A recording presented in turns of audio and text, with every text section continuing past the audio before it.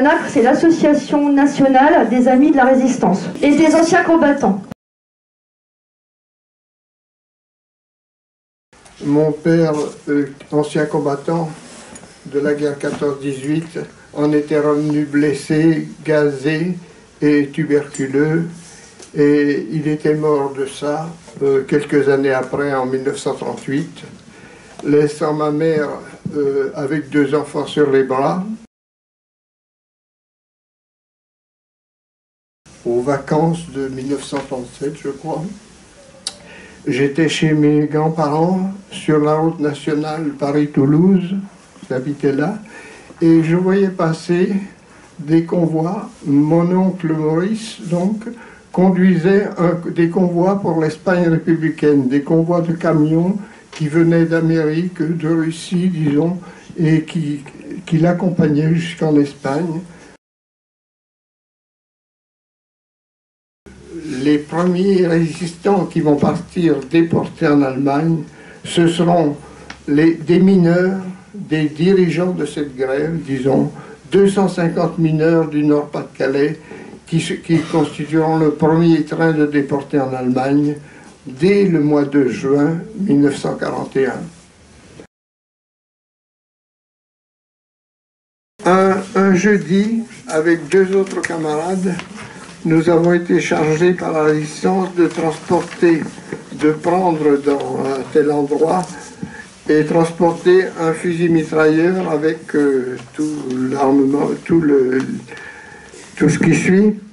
Et sur nos vélos, on a fait en plein jour une vingtaine de kilomètres, l'un avec le fusil mitrailleur attaché à son cadre, emballé dans un sac, l'autre avec le canon de rechange et les chargeurs emballés aussi sur son vélo, et moi j'avais la caisse de munitions sur mon porte-bagages, et on a fait comme ça une vingtaine de kilomètres avec nos vélos pour entrer dans la ville de Guéret en plein après-midi, à la barbe des Allemands, pour aller déposer ça à l'arrêt de l'autobus dont le chauffeur acquis à la résistance devait le déposer plus loin, près de la souterraine, à un maquis qui l'attendait. Et on a réalisé ça, évidemment, avec pas mal de crainte, disons, évidemment, et on l'a fait sans difficulté, finalement, mais non pas sans peur de rencontrer, d'ailleurs, on venait à peine de déposer notre chargement qu'en retournant chacun de notre côté vers le lycée, eh bien, on a rencontré une patrouille allemande. Et on était séparés à ce moment-là, mais pour ma part, je suis rentré dans un bistrot avant d'arriver à la rencontre de cette patrouille. Et j'avais encore sur moi mon pistolet, évidemment, je n'emmenais pas très large. Tout cela s'est bien passé, et il en a fallu à la résistance beaucoup de chance ce jour-là. On en a eu d'autres fois, évidemment, heureusement, sans quoi la résistance n'aurait pas pu exister. Avez-vous déjà tué des nazis? Le maquis dans lequel j'étais engagé après le débarquement, nous avons eu des affrontements, et en particulier une embuscade que nous avions tendue aux Allemands, et avec des forces importantes que nous avions rassemblées. Et nous avons dans cette embuscade tué une vingtaine d'Allemands.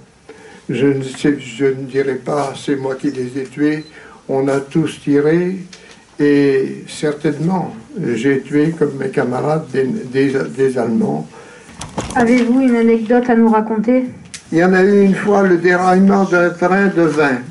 Les Allemands emmenaient tout pour l'avitaillement.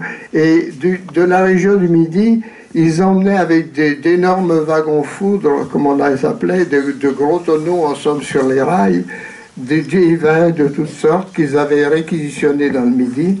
Et un de ces déraillements, disons, provoqués par la résistance, concernait ce train de pinard, comme on disait, qui s'était renversé sur le bord des rails.